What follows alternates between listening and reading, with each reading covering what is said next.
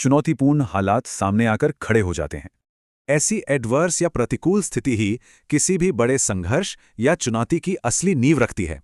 दिलचस्प है कि कैसे एक आर्जुअस काम डिटीरियोरेट होकर गहरी डिस्पेयर या भयानक निराशा में बदल सकता है।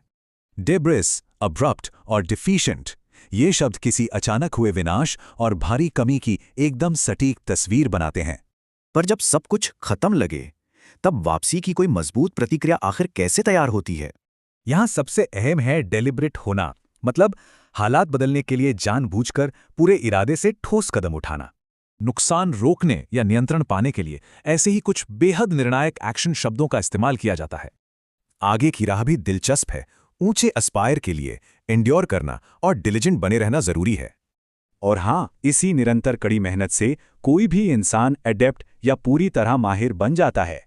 सही कदम उठाने के बाद अगला स्वाभाविक पड़ाव होता है असली सच्चाई और गहरी समझ की तलाश करना। यहाँ असली और महज दिखावटी या आर्टिफिशियल दुनिया के बीच का गहरा फर्क समझना वाकई बहुत जरूरी है। बिल्कुल वैसे ही एक्सप्लिसिट यानी साफ तथ्यों को एम्बिग्युअस या गोलमोल बातों से अलग करना भी बेहद अहम है। सच कंसील करने वालों को हराने के लिए एरोनियस या गलत दावों से एक्यूरेट तथ्यों की ओर आना होगा। नतीजा एकदम कैंडिड नजरिया, जहां बिना किसी लाग लपेट के बेबाक और ताज़ा ईमानदारी खुलकर सामने आती है। सच सामने आने के बाद हमारी भाषा इस आपसी जुड़ाव और इसके बड़े पैमाने को कैसे बयां करती है?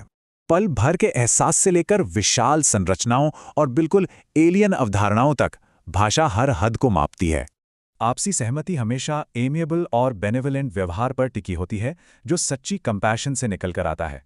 साफ है कि कोहेरेंट या स्पष्ट विचारों को एप्रिहेंड करने यानी गहराई से समझने के लिए सादगी बहुत जरूरी है। समझदारी भरा संचार बातों को बढ़ा चढ़ाए बिना सिर्फ ठोस तथ्यों पर जोर देकर किसी भी संदेश को दमदार बनाता है।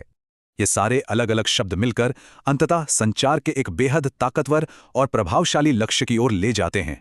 एलोक्वेंट बनने का सीधा सा मतलब है बात को धारा प्रवाह और पूरे असरदार तरीके से रखने में महारत हासिल करना। शब्दों में अपार ताकत